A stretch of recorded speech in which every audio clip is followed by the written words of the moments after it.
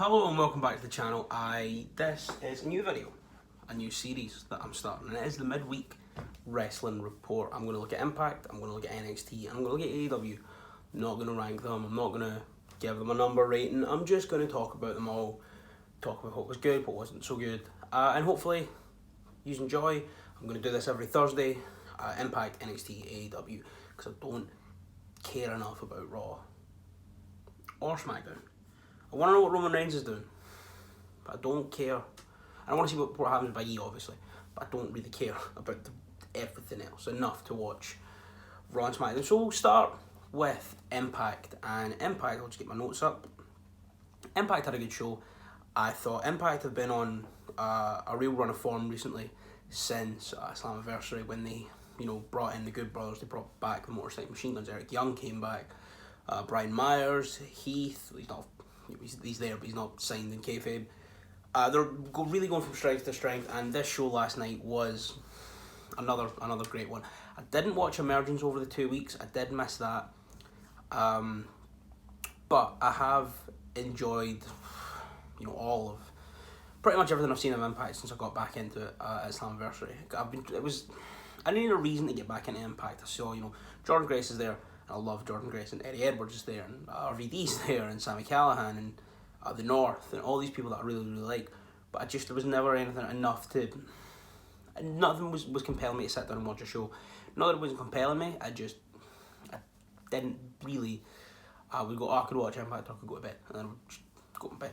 But now it's really good. Once again, Impact is great. So we'll start with Impact, and the show opened. Got my notes.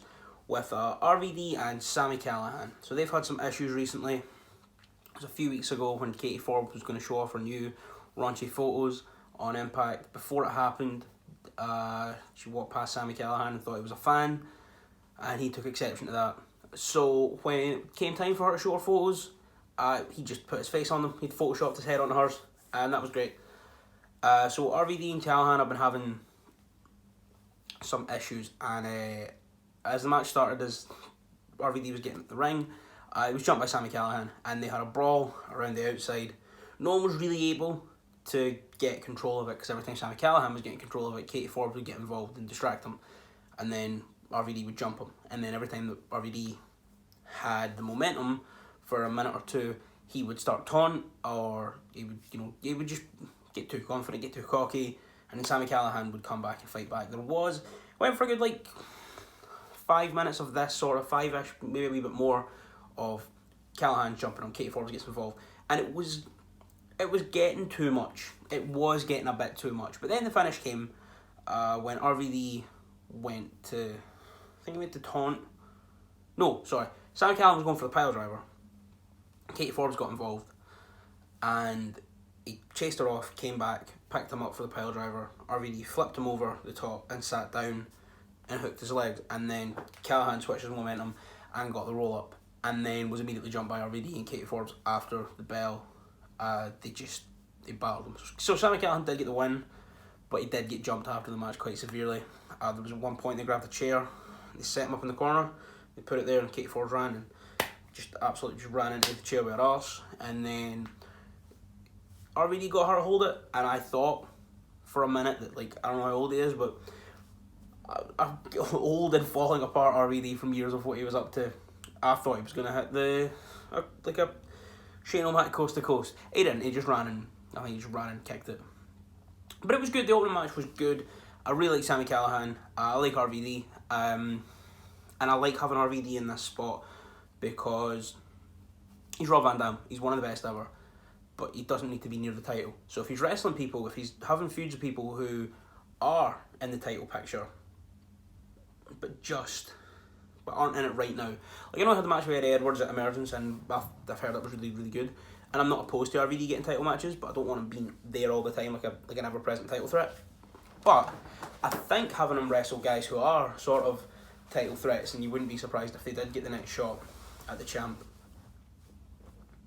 is a good way to build up new stars and make guys like Callihan feel more important. As well as with all the new talent coming in, if you put someone like a Sami Callihan, who people may never have seen before, against RVD, people are going to pay attention to that. So I really liked this match. Wasn't, the smoothest, but I thought it was a good way to open the show. So after all of that, after all the attacks from RVD and Katie Forbes, we cut backstage, and Big Supermax Hernandez was playing cards, I think, with Falaba? I think it was Falaba, and he had his big wad of cash in his hand. And Reno Scum came in, and they were like, look, we've searched the whole building, we can't find Heath, we're going to take out Rhino for you once and for all tonight. And they said, well, if he's to do it, there's this big old stack of cash, that's yours. And then that kind of set up that for the next bit. And then we got the first of 3 Wrestle House segments. And I love Wrestle House. It's weird, it's amazing, it's wacky, it's wonderful. But like I said, I've not watched in like 2 weeks, maybe 3. So we cut to the opening sting of, I guess the opening little bit of Wrestle House is Taya. She's all pissed off that Johnny Swinger, and I'm guessing she found out that Johnny Swinger and Rosemary were a couple. And she's all pissed off that her best friend is going out with their manager. She doesn't like it. So then we've set the stage for the main event of Wrestle House is Taya versus Rosemary, and the winner gets to keep, not Johnny Swinger, Johnny Bravo.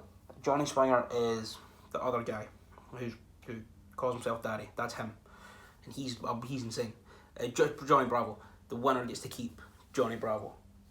Then, yeah, we find out that Bravo is going to be the special guest referee in the main event, and I think I think as well, Johnny Swinger, this is where we find out that he was dressed, that Crazy Steve got to dress him, and that was good fun. I like Wrestle House, it's weird, but yeah, there wasn't much happened at the start, but then, but it was amazing. Everything else that happened was incredible. So then we had Reno Scum versus Rhino in a handicap match. I think Adam Thornstowe and Luster the Legend. I wasn't really fussed on them until this match. I like them. I think they're really good. They're not like the best of the best, and they obviously it's kind of ropes being in the Impact Tag Division for them, because I remember trying to watch Impact in like 2017, early 2017. I was like, I remember like Hector Garza Jr. and Angel Garza was there. Laredo Kid was there. It was around about the time. It was just after all the Hardy Boys Anthem drama had happened. And they were there for like some like tag tournament with Triple A. I think it was, like, Noah was there as well, because Taiji Shimori was on the show. Might have been doing like a Triple A, Noah, just all their friend companies involved. And they were on that show. And I was like, okay, cool, whatever. And I wasn't entirely fussed on them. And then I kept looking back in at all whenever there was a big show coming up, like the one that had like Slammiversary a couple years ago and Bound for Glory after that. And then there was a Slammiversary where Pentagon wrestled Sami Callihan, and I kept trying to watch Impact through that, and they would show up every now and then. But it's ropes, because if you're a tag team in a tag division with like the Lucha Brothers and then LAX, and even when like the Homicide and Hernandez, the OG LAX came back for a bit, and then the Rascals and the North and like OVE and even the Daners, and now the Motorcycle Machine Guns are back. Heath and Rhino. It's a bit fucking ropes if you're Reno Scum. But they had this match with Rhino, which I thought was fun. It was good crack. Just sort of typical big massive babyface against 2 evil nasty heels. And eventually cut to a camera at ringside, which was put down on the mat.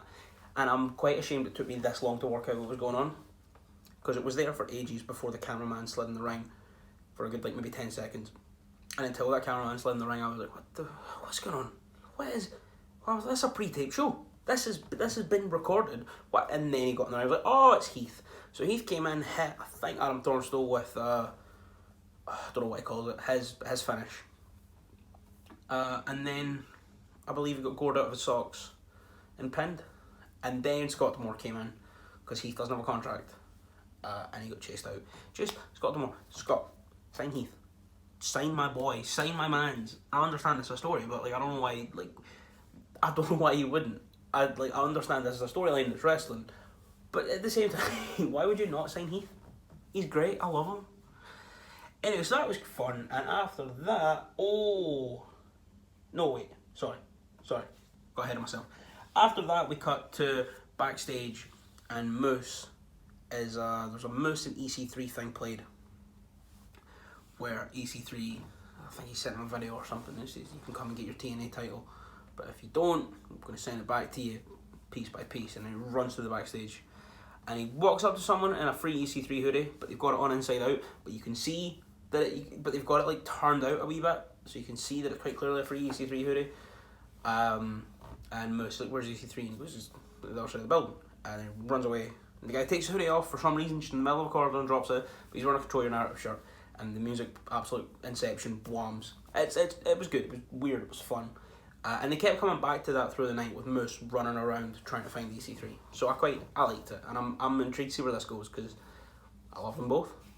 After that, went to the Good Brothers were backstage telling a story about being in a bar in New Orleans with Uncle Alan and how the big LG's fallen asleep and everyone's laughing. And then the Rascals walk past and they're like, "Boys, we need to tell a story." And like, no, we've got a match. We need to focus.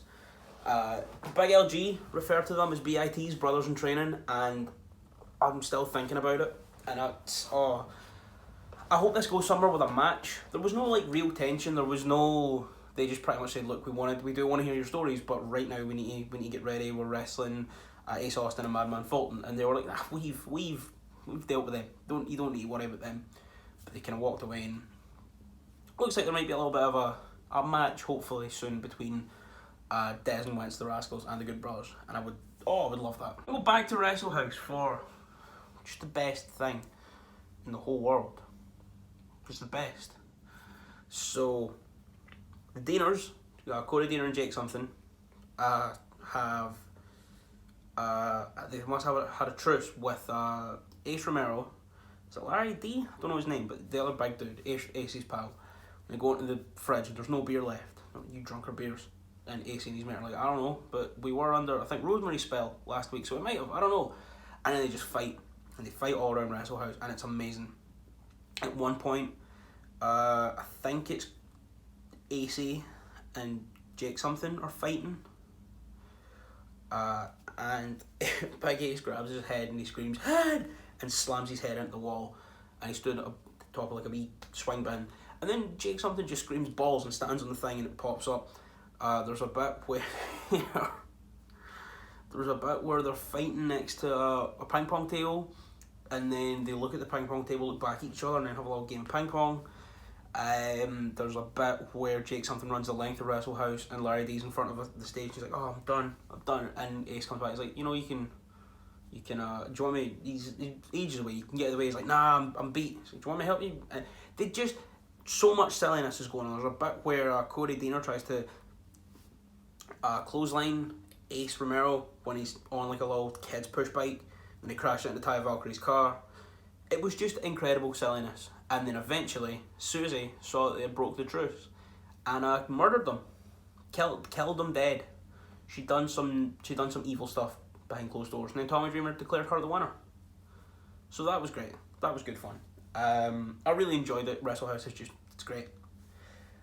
Yeah, and then we went on to the Rascals wrestling Madman Fulton and Ace Austin, and this was a great match. Started off with Dez and Madman Fulton, who he grabbed Dez like a minute in, went to beel him across the ring, and Dez just twisted out and landed on his feet, because of course he did. I remember as soon as he grabbed him, I was like, the way that he was setting up, I was like, Dez is going to land on his feet, if it's possible. And then he did it, because he's Desmond Xavier, and he's the best.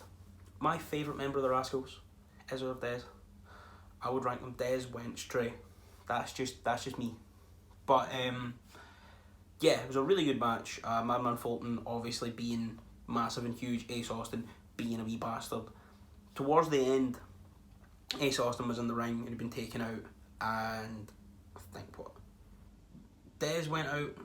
Wentz went out with a suicide dive, then Dez went out with a suicide dive, then Wentz went up and over with a plancha, and then that took out Madman Fulton on the outside. And then they got up to Ace Austin was laid out in the ring. Dez went up here, Wentz went up here, Wentz went out, moonsault out to the floor on Madman Fulton, and a final flash in from Dez to Ace Austin for the win. And then as they were celebrating, in walked the Motorcycle Machine Guns, who are great, best tag team ever. And they said, look, when you offered the open challenge at Slammiversary, you didn't know what was going to happen. You knew that, obviously it's an open challenge, but you didn't know that the Motorcycle Machine Guns were coming back. So how about next week we go 1-on-1 for the tag titles? And that is happening next week. And I can't wait. It's going to be a very, very, very good fast, fun match.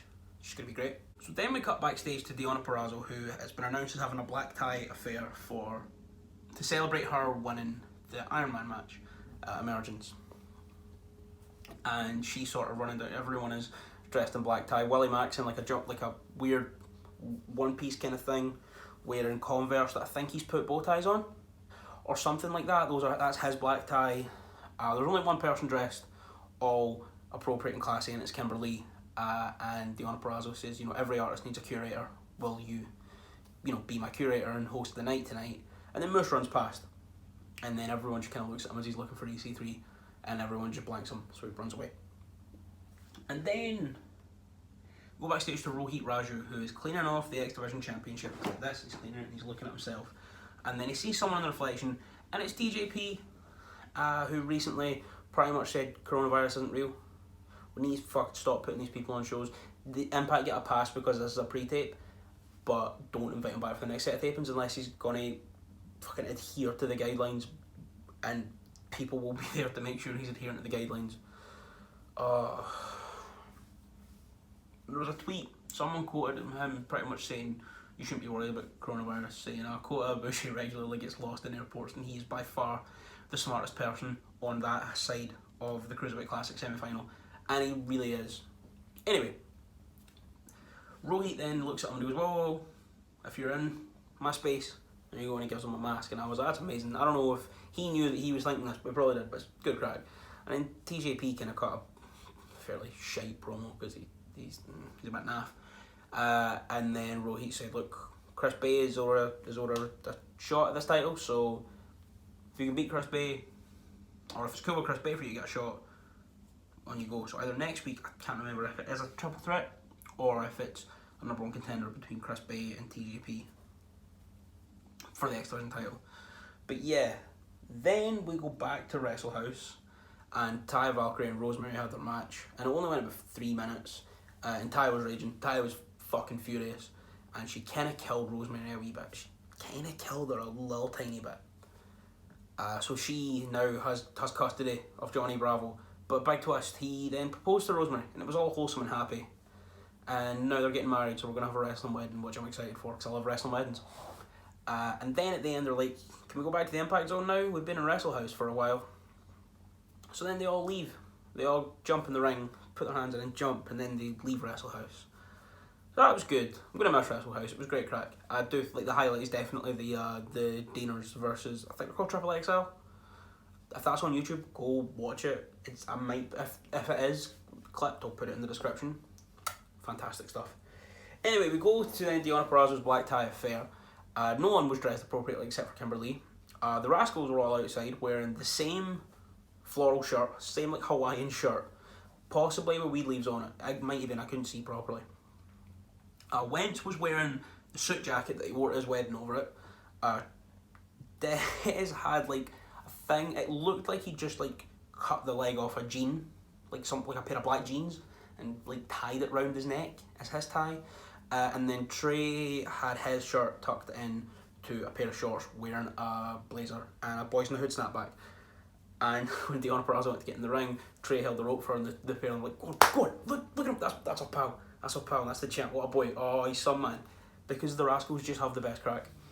And then she cut kind of standard promo, out comes Jordan Grace, in jeans for a black tie affair, outrageous. And then Tenille Dashwood came back, so that was good to see her back.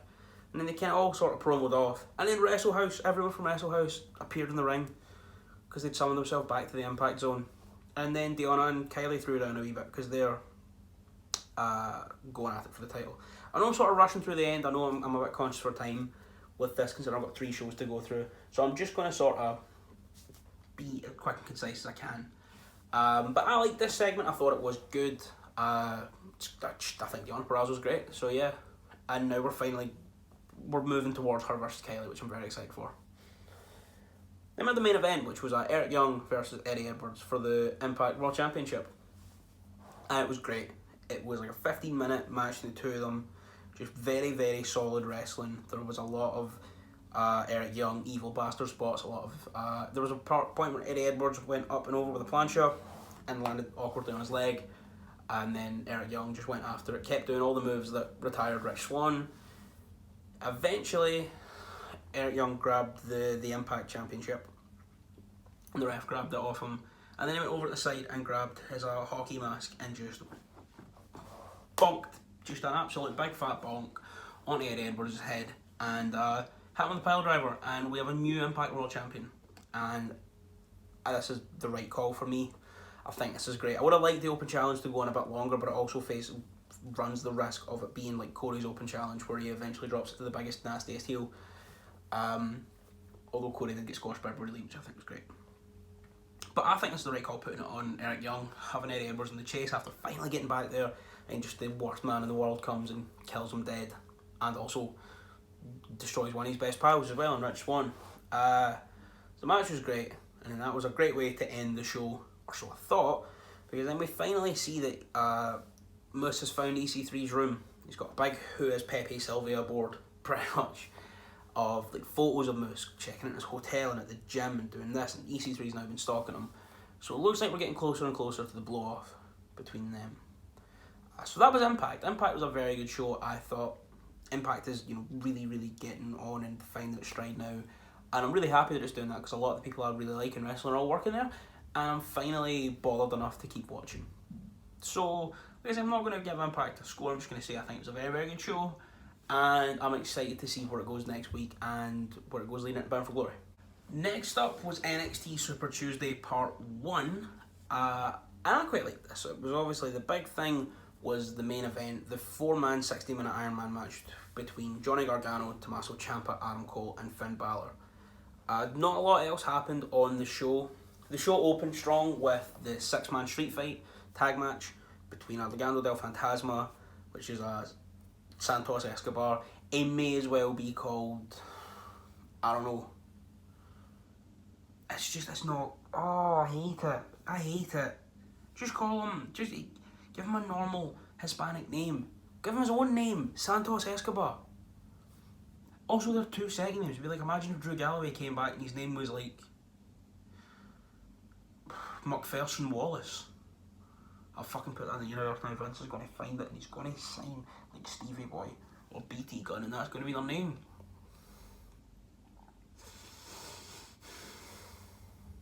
Anyway, Legado del Fantasma, which is him, Joaquin Wilde, which is DJ Z, and Raul Mendoza, versus Isaiah Swerve Scott, also known as Shane Strickland. His name is not Swerve Scott. That's not his name. It's not like a double-barreled second name. It's Swerve as his nickname. It's not Swerve Scott. I fucking hate NXT commentary. I fucking hate it. Like, I hate specifically watching his matches. Because like, oh, it's Swerve Scott. No, it's Swerve. Or Scott. It's Isaiah Scott. And his nickname is Swerve. Just call him Shane Strickland. Just call him Shane Strickland. Right, I'm getting hot. I enjoy the NXT. I'm just getting all the admin of me being angry out of the way. So yeah, Legado del Fantasma wrestled him and Breezango, who are now the NXT tag champs, and I love Breezango. Breezango were great. So yeah, it was a fairly fun, silly, over the top affair at times. Also then quite brutal with whenever Fantasma were on top.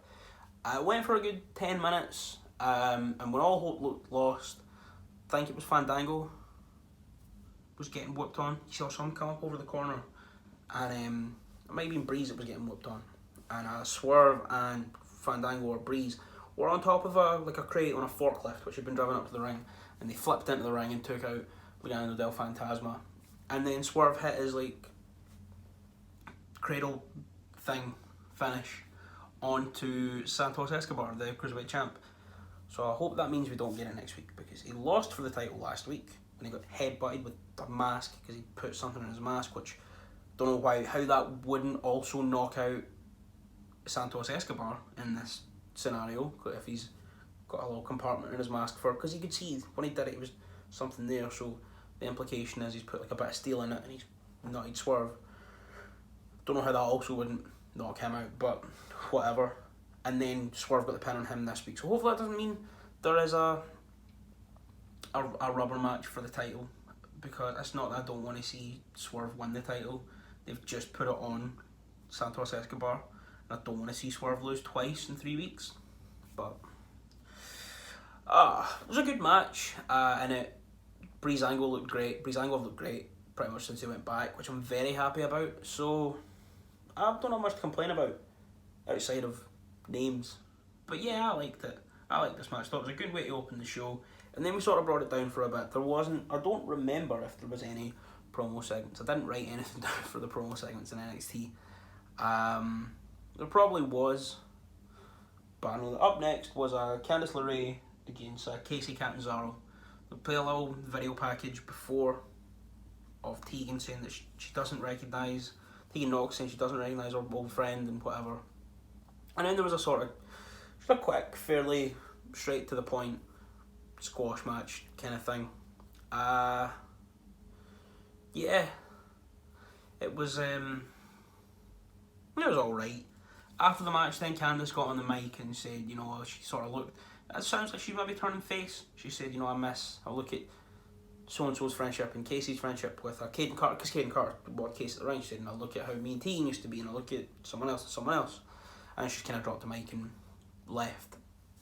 And then we had another match, which was Timothy Thatcher versus Bronson Reed, also known as Jonah Rock. This match was good. I really enjoyed it. It was quick, and it was just quick and to the point. Brutal. Bronson Reed is an absolute star. They have gold in their hands with that man, because after doing all the Thickzilla stuff and Thick Boy, he now has this Titantron where he looks like he's Godzilla walking through a city, and the camera's here. They've got the buildings on either side. And, it looks great. It looks so good. He's amazing. And Timothy Thatcher comes out and they have a wee scrap, and I was enjoying it. I would have liked to go longer, and I also don't agree with the finish for a bunch of reasons. One, so the finish was, after last week Austin Theory came back, which I'll talk about, and up walked Bronson Reed, and then he slapped him across the face after they had a wee exchange of words. So on that match, Bronson Reed was on the outside and he threw Thatcher back into the ring, and then Austin Theory ran down and jumped him, and then he ran away, and then he got back in the ring and was sort of right for the pickings for Thatcher. Now, I understand that Thatcher didn't see this happening.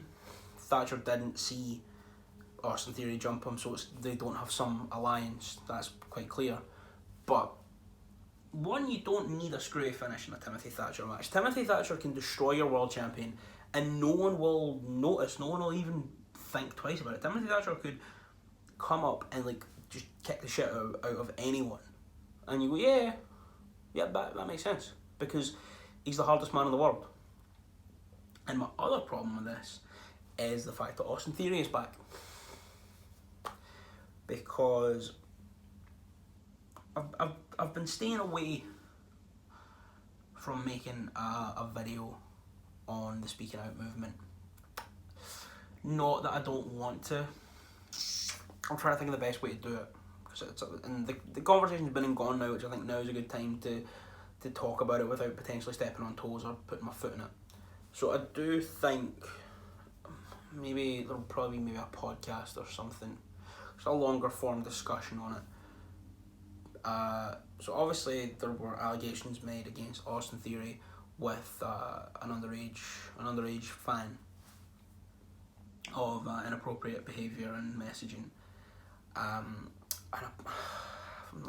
It's horrible. I think it's like a fan of around 13, which is it's horrible. If that's true, that is fucking horrible. But when Velveteen Dream came back, Triple H pretty much said, look, this was some allegation made against Velveteen Dream. He said, look, we've looked into this, we didn't find any reason to move in a different direction. But you need to be so clear to us, the audience, to the viewers, to the people who digest your show, to the people who consume your product. If there are alleged paedophiles on the show, and you just say, oh look, we've looked at it, we have concluded there was no harm, you need to then release the documents, what you looked at, the evidence that led you to this thing, because it's not like something like, oh, we heard that, say for talking sake, someone said, oh, I was at a bar and fucking Finn Balor headbutted me. Finn Balor just walked over and punched me. It's not like that where you can go, oh, look, we spoke to people and we found out that no, this guy started on Finn Balor and then he defended himself. It's not like that, because if it is something like that, we can just kind of go, yeah, cool, whatever. So we're going to get more Finn Balor matches.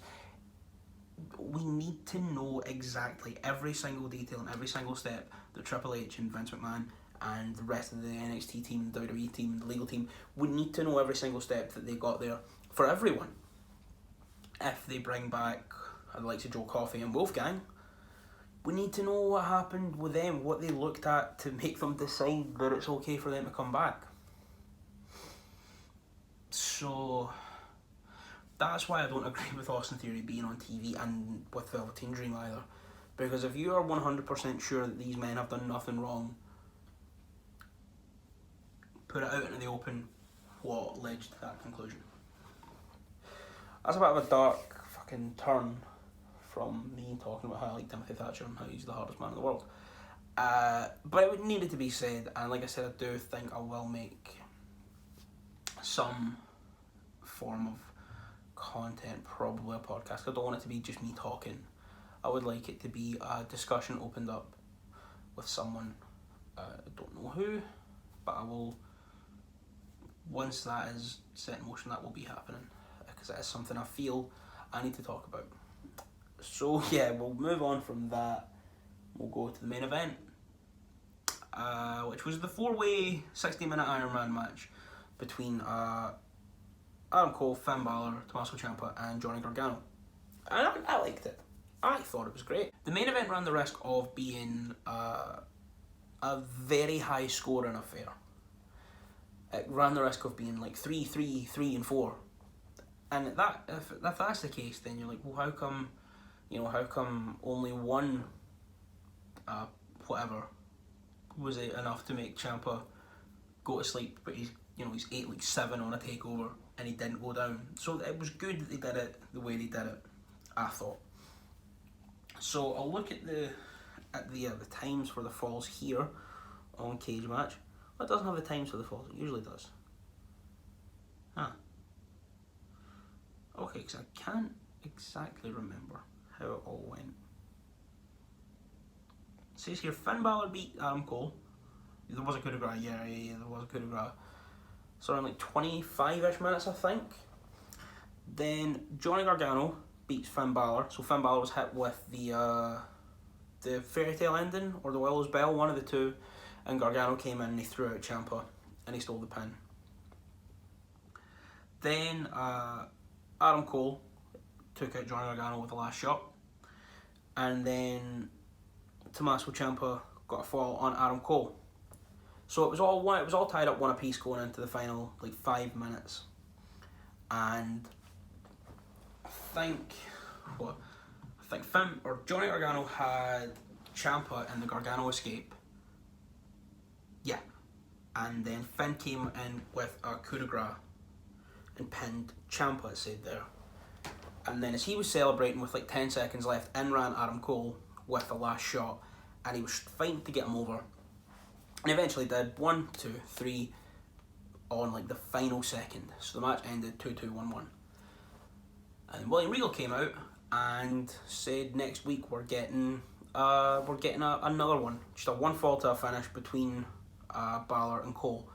A lot of people were very unhappy about this. I personally like it, but maybe that's because I don't watch NXT.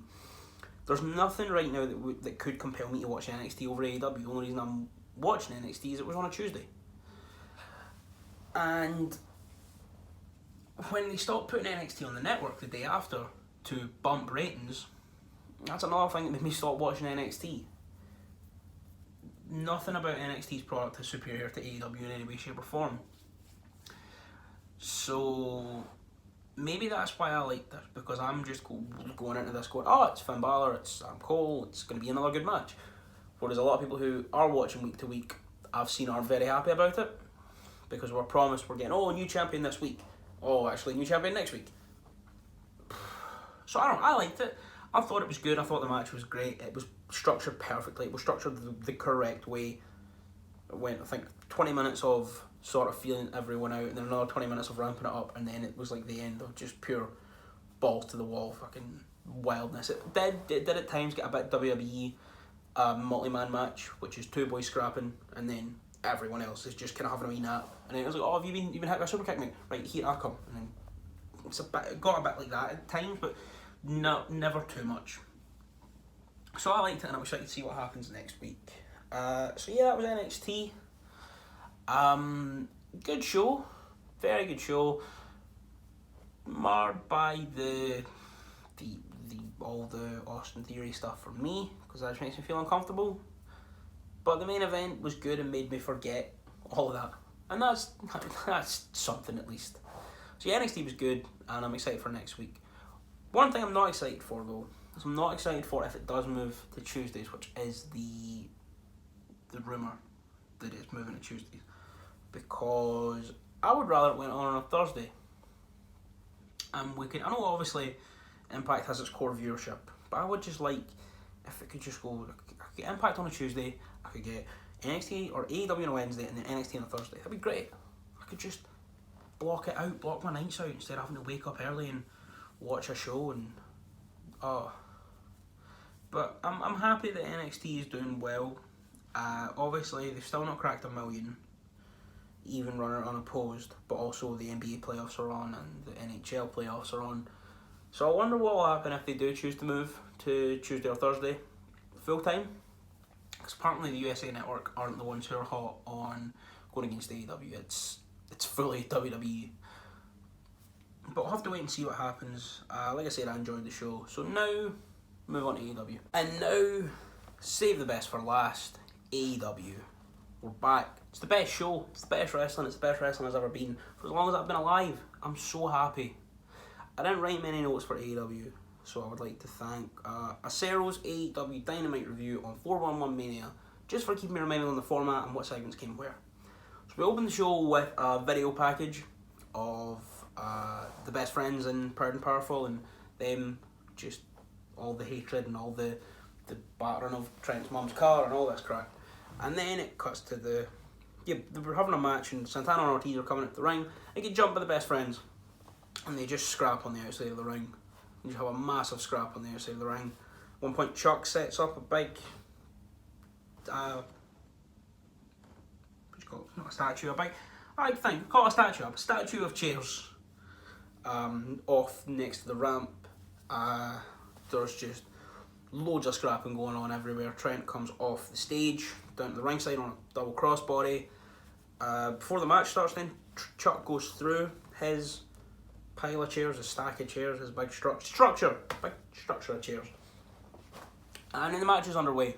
The match was really good, obviously, because it's the best friends and it's Proud and Powerful, and they're some of the best tag teams in the whole world. Some of my favourites anyway, for sure.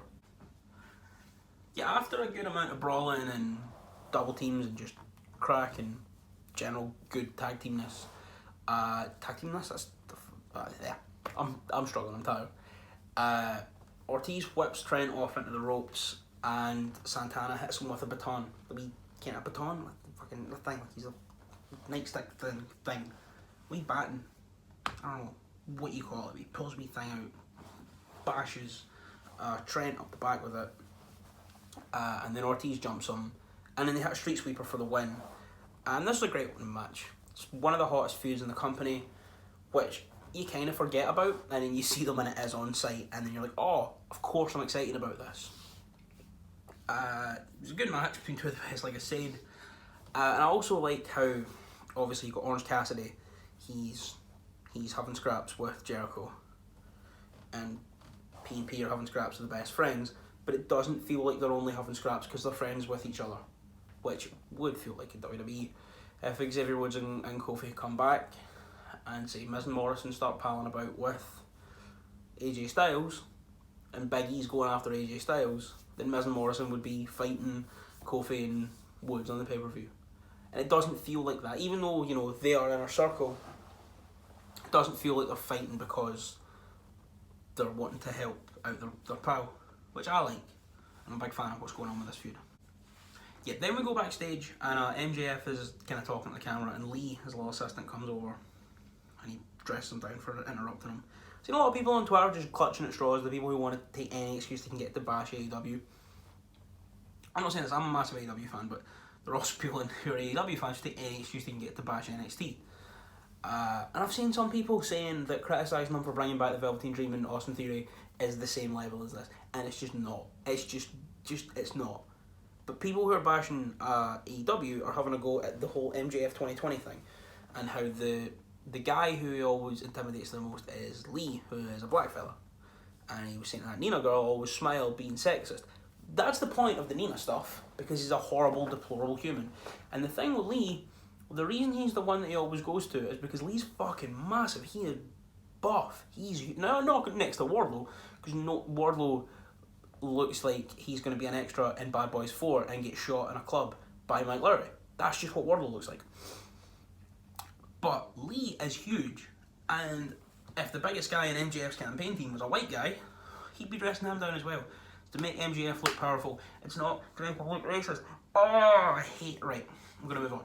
My blood pressure, it's going well. But yeah, he comes over to say Mark, his lawyer, has locked himself in the dressing room. So then Wardlow bursts in and pulls him out. And he's like, "You're wrestling Moxley tonight. You can't get out of it." So yeah, the way MJF sees it, it says here, he gets in the ring, or he gets in a goddamn wood chipper. Classy. Then we had the 8-man tag, which was a SCU and Private Party, so Frankie Kazarian and Christopher Daniels versus the Young Bucks and Jurassic Express. And the winner of this match, the winning team of this match, will then go into a tag team match on the pay-per-view, which makes sense. Here's the thing, this would seem so forced and contrived in WWE because they just don't know how to handle it, but they have made it clear, they made it clear through promos and commentary, you get a bigger payday for working on a pay-per-view. So even though you might be working with a team you don't like, you'll get together and work through it here so you can get to the pay-per-view and get on a bigger stage. And I think as well, they sort of said one time, like, if you're a tag team and you beat the number 3 ranked tag team, or if you're unranked and you beat the number 3 ranked tag team on TV, that's big, but it's not as big as beating the number 4 ranked tag team on pay-per-view. I think that's what JR or maybe Excalibur said one time. Well, Excalibur's back on commentary as well, which I think is quite nice. I know the stuff with him wasn't great, with the whole saying the N-word at a PWG show all those years ago, but it was an angle, and the guy who they were saying it to since said it was wrestling. I was cool with it. I'm not mad at Ed Norton for saying it a lot of times in American History X. Obviously, it's not a great look when it comes out of nowhere. And I don't think it's an angle in good taste. I don't think it ever should have happened. But I also think, it's obviously not great, but it's not like it is Excalibur the man himself dressing down a black man in public for being black. But whatever. I'm just going to sound like I'm making any excuse to defend the AEW. I would do the same if it was someone in WWE. But yeah, so yeah, the thing with this match is, like I said, if you win this match, you get on the pay-per-view, and even if you don't like the other team, you're going to work together so you can make more money and be on a bigger stage. So yeah, it was good. Private Party and SCU worked great together, and they played the tension really well of the, I might not, listen, I want to get this tag, but look, on you go, because if we go on the pay-per-view and make more money, so let's go, let's do it. Also to say at the start, something I didn't like, but I just hated seeing it there. Frankie Kazarian and Christopher Daniels have a combined 49 years experience in wrestling, which is it's wild.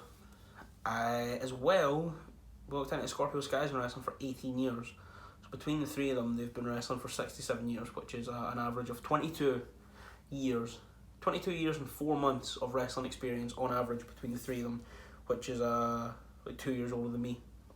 So that's great. But no, SCU are obviously great. And in the Young Bucks and Jurassic Express worked amazing together. Luchasaurus is fantastic. There was a great point where I think it was Private Party both super kicked a Luchasaurus in the back, and he just no-sold it and just took them both out by being huge. There was at one point where him and Matt were stood across each other and they super kicked one member of, I think, SCU, and behind Luchasaurus was Nick and behind Matt was Jungle Boy. And then Luchasaurus and Matt did moonsaults whilst Jungle Boy and Nick came off with frog splashes from the top, and it was great. And eventually, the team of the Young Bucks and Jurassic Express did pick up the win, so they're now going on to wrestle at the pay-per-view, where they're gonna fully turn heel with someone else who we'll talk about later. We'll talk about him in a minute. Then we cut backstage to Jake Hager, who's walking around on his own. He walks into a room, and it's Orange Cassidy's dressing room. There's 3 seats. There's Orange Cassidy, and then there's a middle seat with a backpack. And there's a seat here, and Orange Cassidy's just got his legs spread across, just going across the seats. And Hager comes down and he sits down on the seat for us. He's like, Jericho wants you ringside for his match later. And then OC takes his leg out from under Hager's legs and just puts on top of Hager and looks at him. And Hager freaks out and leaves. And then Orange looks in his backpack for something. We don't know what it is. Camera cuts. Yeah. After that, we cut to Tully Blanchard backstage congratulating FTR on winning the gauntlet last week. They kind of cut a little promo. It's all good. Cash and Dax are being amazing. And then we go to the ring and there's Tony Schiavone, who's about to interview Kenny Omega. Now, if you didn't watch Being the Elite last week, the final seconds are Kenny Omega in a car being all upset and doesn't know what's going on because Hangman should have been kicked out of the Elite. And he's looking all sad and it's in the mirror. And he goes down and he comes back up and he's wearing the cleaner sunglasses. He's wearing 2016-17 New Japan Kenny the Cleaner Omega, biggest dickhead in the whole world. He's wearing the glasses. And now he comes out to the ring this week. First of all, he's in a Hana Kimura shirt. Obviously, it's great to see that. They had a little plug for the Hana Kimura shirts, which you can buy on Pro Wrestling Tees. I will leave a link. All the profits go directly to Hannah's mother. And that's another thing. So much has happened in wrestling since lockdown started. Hana Kimura is, just an incredible talent. So if you can, buy a Hana Kimura t-shirt, please do. But anyway, so Kenny came wearing his Hana Kimura shirt, but also, something I picked up on, is his hair is permed again. His hair is very done out and all over the top, and he's got the streaks back in, the blonde streaks back in, and his hair looks like how it looked in 2017. He's still been going with his whole mullet thing, but it's not been as pronounced and as over the top and as street fightery as it was last night. So he came out and he was cutting a promo with Tony, having an interview. Then out walked FTR with a cooler. They walked into the ring and they were like, "Hey, we think you're one of the best in the world. So here you go. We know you don't drink. So here's a chalky milk." They gave him a chalky milk. I was like, "That's great. Well, you don't. What a sign of respect." And then Kenny turned down the chalky milk, which is outrageous. And then Hangman came out. There was a war of words. And it just got really intense before the pay-per-view. So I'm very excited to see what happens on Saturday. That match might be the single best match of all time. Cash said on Saturday we're going to blow everyone's expectations out of the water, and that's well because I'm already expecting it to be the best tag team match of all time. So you've got a lot to live up to. That's all I'm saying. The third match then was Chris Jericho's tune-up match for the pay-per-view against Joey Janela, who is, if you'd have told me a few years ago that Joey Janela would be wrestling Chris Jericho on TV, I think I'd have had a stroke. It's insane. It's so wild. But here we are. Chris Jericho, obviously amazing. Joey Janela, obviously fantastic. They had a good little brawl, a good sort of back and forth brawl for a bit. But Jericho, obviously being Jericho, did pick up the win. It was towards the end, obviously got the ramp coming up to the ring, sort of 2010 TNA style. And it touched the ring, like the apron. So Janela was on the outside and he stepped up off the middle rope and he came up and over the top and he just got a code breaker out of midair.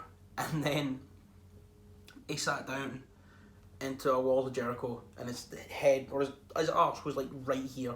Oh, also, Orange Cassidy did come ringside with his backpack. So yeah, Janela got folded in half after a good match. And it was great. I had a lot of fun watching it. Then, after the match, Jericho starts beating up Joey and in runs Cassidy. And there's a lot of scrap. And then eventually, Jericho and Hager are out the ring and Cassidy's in there. He reaches in his backpack and he pulls out a little bit of the bubbly. He pulls out a bottle of it. And he just pours it away. So we're now getting the Mimosa Mayhem match, which I'm so excited for. My prediction for the Mimosa Mayhem match.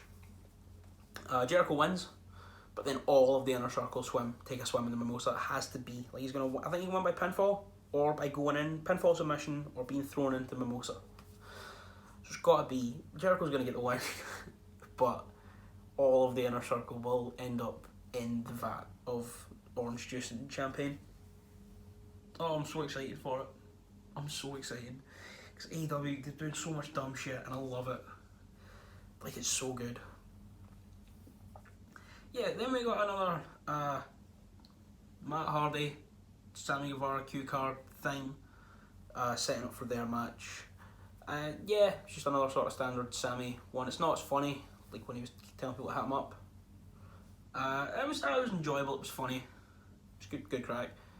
And then come back from adverts, and Taz with Team Taz coming out. Taz, Brian Cage, and Ricky Starks, and Taz starts cutting a promo, saying how it's going to be Ricky Starks or Brian Cage that wins the Casino Battle Royale, and how Lance Archer, he's nothing special. Then out walks Jake Roberts, and with Lance Archer, and then him and Taz start cutting promos, and then out comes Eddie Kingston. I'm so happy. I'm so happy seeing Eddie Kingston on TNT. And Eddie Kingston came out and dressed the two of them down and just proceeded to be my favourite wrestler in the whole world. I love him. Like, he's the best. Then it's, I believe, from there, wait there. Let's see. Yeah, when they were still cutting promos, Sean Spears and Tully walked out and just walked from one tunnel out into another tunnel. And then it just breaks into a brawl. Darby comes out and goes out for Ricky Starks after that. Then Billy Gunn gets in the ring, and Billy Gunn is the same size as Brian Cage and Lance Archer. Yeah. And there's a big massive scrap. Everyone comes out. They're like wrestlers from ringside come in, they get taken out, and it just goes for ages, and no one wins. It just keeps going. It keeps going for so long, and it was great. It was great. There was at no point did anyone get thrown over the top and then one person was left standing there, so we know how battle royals work. When someone got thrown out, they came right back in and started fighting, and it was amazing. It was so dumb. I loved it. It was great. Yeah. Then when we come back from picture, we got a video package hyping up the 8-man from the 8-man from All Out, which is Dark Order, which I believe is Brody Lee, Alan Angels, and it's either going to be Grayson and Uno or the Beaver Boys wrestling the Natural Nightmares, QT Marshall and Dustin, Scorpio Sky and Matt Cardona. There's a promo package for that, and that was great. I'm very excited for that match. I'm very excited to see more of Matt Cardona. And then after that, Thunder Rosa made her debut. Thunder Rosa was wrestling Serena Deeb, who I love. Serena Deeb was in the Straight Edge Society back in the day. She came back from the Mayo Classic and then was signed on as a trainer in WWE, and she got released in April. I think someone said this is her first match in 3 years, and I thought this was going to be a sort of straightforward paint by numbers 3-minute squash to really make Thunder Rosa look great. But no, it was let me look at the 9 minutes 49, back and forth. Serena Deeb looked amazing. Thunder Rosa looked great.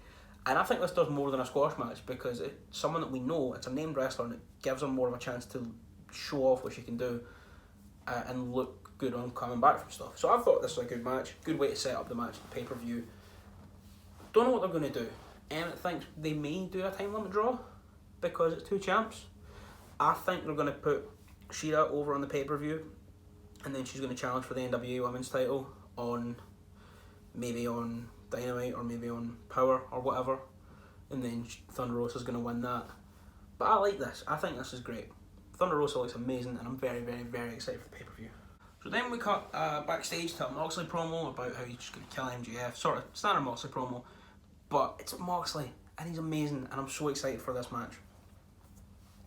After that, when they went to ringside with Big Swole, who's being interviewed by Tony Schiavone about our match against Britt Baker, and then Reba came over with a pizza, dressed as a pizza delivery, and she's like, "There's a pizza here," and Tony's like, "They're doing an interview, there's no pizza order." She's like, "No, it's been paid for." And she opens it, and there's like a smiley face on the pizza, and then Britt comes out of nowhere and clubs her with her crutch, and JR shouts "Holy pepperoni," And I love JR. I love him. And yeah, they beat up Swole, and now it's time for the main event, which is MJF's lawyer Mark Sterling versus Moxley, and it was great. He came out in like a padded superhero suit, and then Moxley obviously came out and destroyed him quite handily.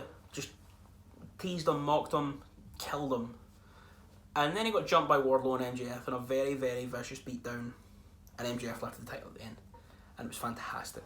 I'm so excited for this pay-per-view because in WWE, someone lifts the title before the pay-per-view, they're probably not going to win it, but in AEW, MJF could win it, and I think MJF will. This will be the first properly heel champion that we'll have. Also, it'll be the first male singles title held by someone who's not an ex-WWE guy, even though Brody Lee fully said, "Fuck what you heard, it's what you're hearing," in relation to Ain't That Luke Harper. He was listening to some DMX and was like, "Bro, fuck what you heard, it's what you're hearing." Yeah. Like I said, towards the end, it sort of got a wee bit, obviously it was a dumb main event, but I loved it, and I'm so excited to see what we're doing at the pay-per-view. It's a great show, it was the best show. I was laughing a lot and saying it's good, but it's so entertaining. AEW is so entertaining. The matches are great, the segments are great, JR is great. Yeah, overall it's a very solid midweek of wrestling. I really enjoyed Impact, I really enjoyed NXT, and of course I enjoyed Dynamite. We have All Out on Saturday, so there will be a review of All Out up on Sunday. And I'm just excited. I'm excited for wrestling right now. There's 3 really good shows happening. I'm excited to get back into this and be doing this more often and start this series. So yeah, hopefully you guys like it. If you disagree with anything that I said, let me know. What was your favourite show if you watched the 3 of them? If there's any more wrestling kind of content you would like to see on the channel, let me know. If you haven't subscribed already, please do subscribe, leave a like, share it around with your friends and help the channel grow. It'll be amazing. Like I say, soon podcasts will be coming back, so British is Dead will be coming back. Maybe more like long form discussion-y videos that aren't really structured, not really podcasty things, maybe sort of longer form content, hopefully down the line when I'm allowed to go to wrestling shows again, maybe some stuff at shows, hopefully, whenever we can. But yeah, like I say, hopefully you enjoyed this video, and hopefully, you're enjoying all the wrestling that's going on as much as I am. I hope you enjoyed the video, and we'll see you next time.